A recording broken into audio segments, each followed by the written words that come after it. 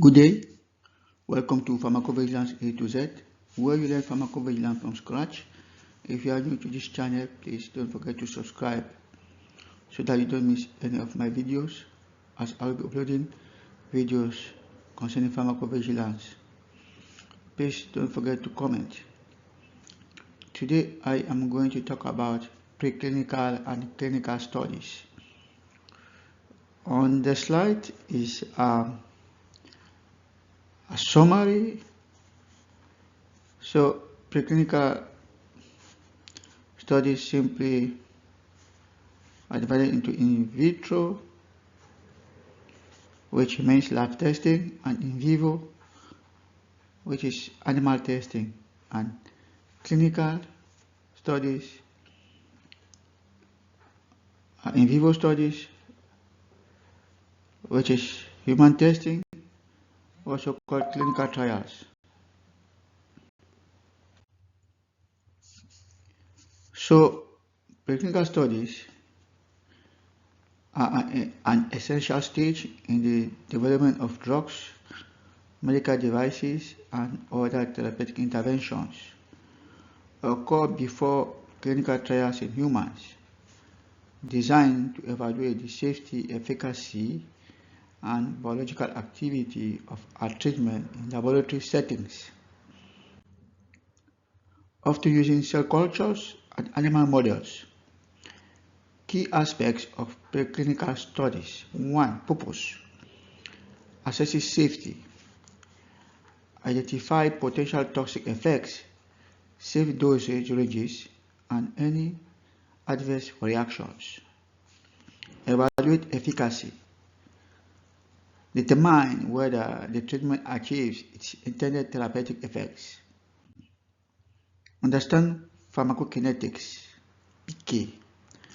Study how the drug is absorbed, distributed, metabolized, and excreted in the body. Investigate pharmacodynamics. Examine how the drug interacts with the body and its biological targets. Types of preclinical studies. 1. In vitro. I discussed in vitro in video number 10. So if you want to know more, please go and consult video number 10.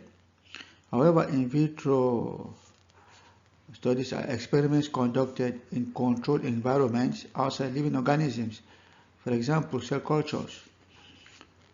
In vivo studies are studies performed on living organisms, typically animals, to evaluate systemic effects and toxicity. 3. Regulatory requirements. Governed by Good Laboratory Practice (GLP) guidelines.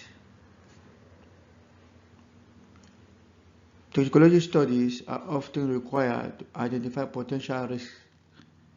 Results must meet regulatory standards set by agencies like the FIDA, US, and EMA, Europe, to proceed to clinical trials.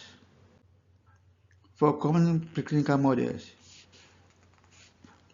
rodents, e.g. mice, rats, frequently used to genetic similarities to humans and ease of handling. Non-rodent species, e.g. dogs, monkeys, used for more complex testing when necessary. Alternative models, organoids, zebrafish, or computational simulations to reduce animal use. 5. Endpoints: acute and chronic toxicity, carcinogenicity if applicable, reproductive and developmental toxicity, therapeutic index, ratio of drug's toxic dose to its effective dose. 6. Challenges and limitations. Results may not always translate directly to humans due to specific differences. Ethical considerations and a push for reducing animal testing lead to the development of alternative models. Outcome: successful preclinical studies result in an investigational new drug application, allowing for the start of human clinical trials. In vivo studies, important phase in the drug development process. These studies involve testing a drug or treatment in living organisms, typically animals or humans, to evaluate safety, efficacy, and pharmacokinetics. Preclinical in vivo studies, animal studies. These are conducted in animal models before human trials begin. The aim is to assess safety, toxicity, and biological activity. Goals: determine the drug's pharmacokinetics, absorption, distribution, metabolism, and excretion.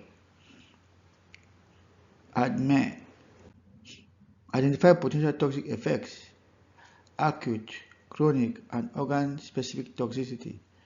Evaluate pharmacodynamics, mechanism of action, and biological effects. Common tests: acute toxicity studies, single-dose studies to identify lethal doses, subchronic chronic toxicity studies, repeated dose studies over weeks or months to identify cumulative effects, carcinogenicity and genotoxicity studies, tests to assess cancer-causing or DNA damaging potential, reproductive and developmental toxicity studies, examine effects on fertility, pregnancy, and offspring.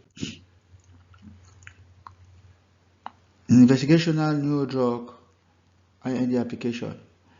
Before human trials begin, data from preclinical studies must be submitted to regulatory agencies, e.g. FIDA, as part of an IND application. Approval of the IND allows human studies to proceed. Contents of IND: preclinical data, proposed clinical trial design, manufacturing information, safety data for initial human exposure,